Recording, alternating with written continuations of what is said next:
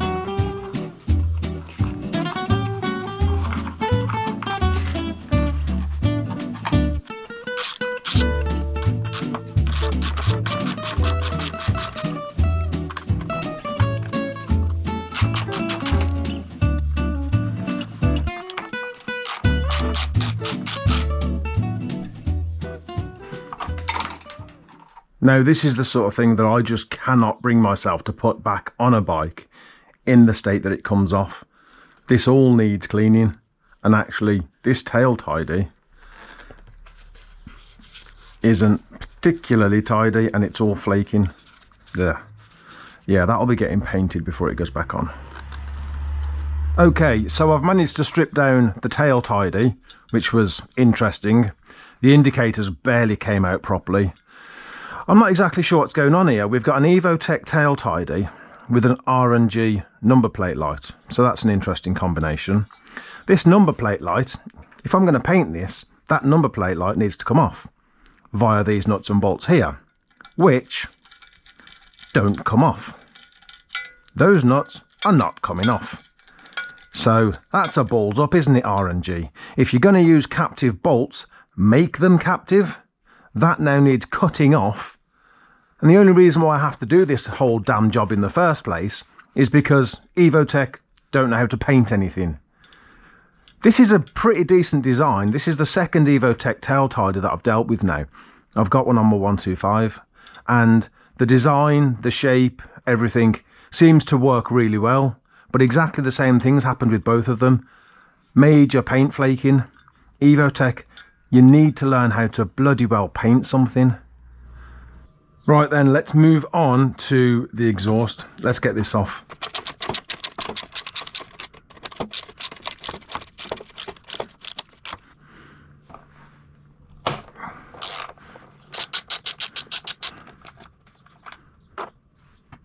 Well, we managed to get the back box off with parts of the intermediate pipe. Yes, it looked a bit crusty. I did not expect bits of it to break off though.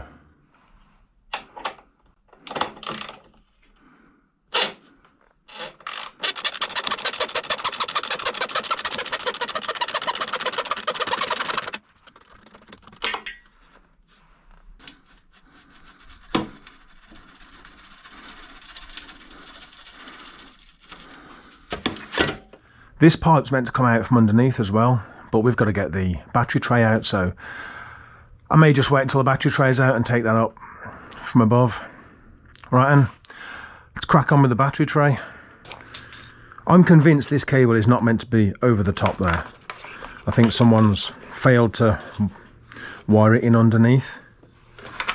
It's definitely not right. That's the little thing for the alarm unit.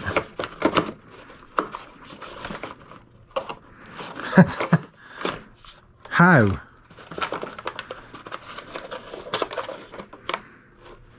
It would have been easier to push the whole thing through there. Someone's fucked up here. Because that ain't coming out without the battery tray coming off.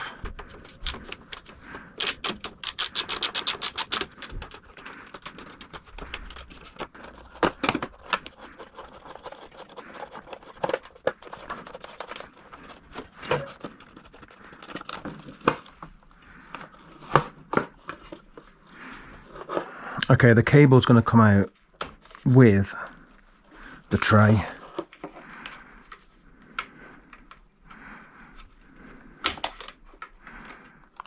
Ah, that thing is wedged onto there, so it probably just pulls. Yeah, that probably just pulls off. That, yeah, that's wedged onto there. That will come out with that.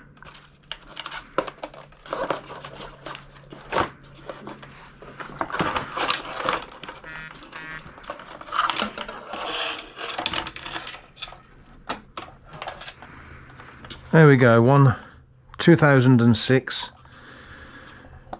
battery tray. It's interesting looking at it. The easiest way of seeing the size difference of the battery is from underneath. Look at the difference. That Gen 2, it's got to be 50% bigger. Well, I started transferring all the components over. This is the new tray.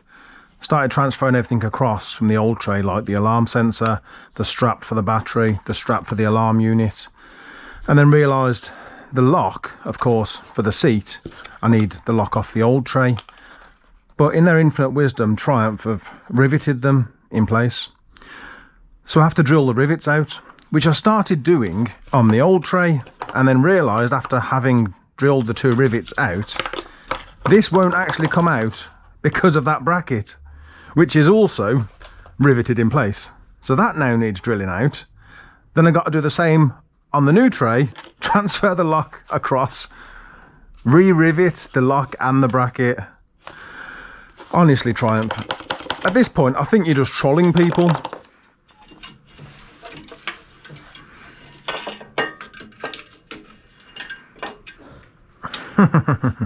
Yeah, you are supposed to take these out from underneath, but since we have no battery tray, oh my gosh, look at this, it's just this end doesn't seem so bad, but that end's just terrible.